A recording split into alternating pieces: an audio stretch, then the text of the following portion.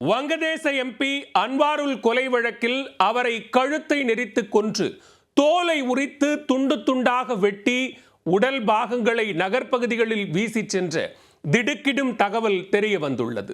Honey drop வலையில் வீழ்த்தி படுகொலையை அரங்கேற்றி இருப்பதும் அம்பலமாகியுள்ளது. கொலை சம்பவத்தின் திடுக்கிடும் பின்னணி என்ன?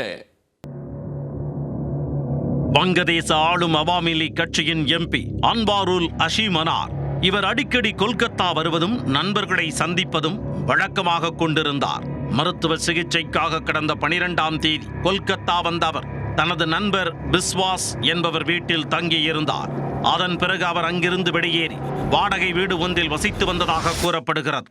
கடந்த 17ஆம் தேதி திடீரென மாயமான அன்வரை அதன் பின் தொடர்பு கொள்ள முடியவில்லை. அவரது செல்போனும் சுவிட்ச் ஆஃப் ஆகியிருந்தது. அவரின் நண்பர் பிஸ்வாஸ் இது குறித்து காவல் நிலையத்தில் புகார் செய்தார்.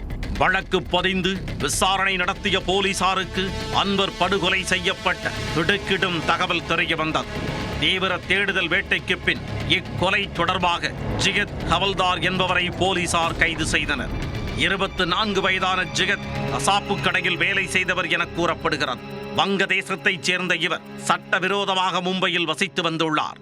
அக்தருசாமான் என்பவர்தான் கொலை செய்வதற்காக மும்பையில் இருந்து கொல்கத்தாவிற்கு இவரை அழைத்து வந்துள்ளார் என்பது விசாரணையில் தெரிய வந்துள்ளது. பிடிபட்ட ஜெகத்திடம் கிடுக்குப்பிடி விசாரணை நடத்திய போது கொலை சம்பவத்தின் திடுக்கிடும் தகவல்கள் வெளிச்சத்திற்கு வந்தன. இந்த கொலை சம்பவத்தில் ஜெகத்துடன் சேர்ந்து மேலும் 4 பேர் ஈடுபட்டுள்ளனர். அன்வரை கழுத்தை நெரித்து கொலை செய்தபின் அவரது தோலை உரித்து பல துண்டுகளாக வெட்டியுள்ளனர். அதோடு எலும்பை பல துண்டுகளாக உடைத்து தனித்தனியாக பிளாஸ்டிக் பேக்கில் அடைத்து நகரின் பல இடங்களுக்கு சென்று வீசி சென்றதும் தெரிய வந்துள்ளது. இக்கொலைக்கு மூளையாக செயல்பட்ட அக்தருஸ்மான் அமெரிக்க குடியுரிமை பெற்றவர். இவர் எம்பி அன்வரின் நண்பராக இருந்துள்ளார். இந்த கொலைக்காக 5 கோடி ரூபாய் வரை அக்தருஸ்மான் செலவிட்டுள்ளதாக தெரிய வந்துள்ளது. கொலை வழக்கில் இதுவரை 3 பேர் கைது செய்யப்பட்டிருப்பதாகவும் உடல் இன்னும் கண்டுபிடிக்கப்படவில்லை என்றும் வங்கதேச அரசு தெரிவித்துள்ளது. புதிய தகவலாக இக்கொலையில் சிலாந்தி ரகுமான் என்ற பெண்ணுக்கு தொடர்பு இருப்பது தெரிய வந்துள்ளது.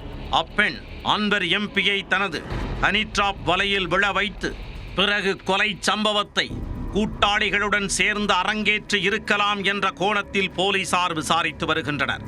இக்கொலை தொடர்பாக அந்த பெண்ணை டாக்காவில் கைது செய்துள்ளனர். அப்பெண் முக்கிய குற்றவாளியான அக்தருஸ்மானின் காதலி என்பதும் தெரிய வந்துள்ளது. வங்கதேச எம்பி படுகொலை சம்பவத்தில் பல்வேறு திடுக்கிடும் தகவல்கள் அடுத்தடுத்து வெளிவந்து கொண்டிருக்கும் நிலையில் அவரது கொலைக்கான காரணம் என்ன என்பது விரைவில் தெரியவரும் என எதிர்பார்க்கப்படுகிறது.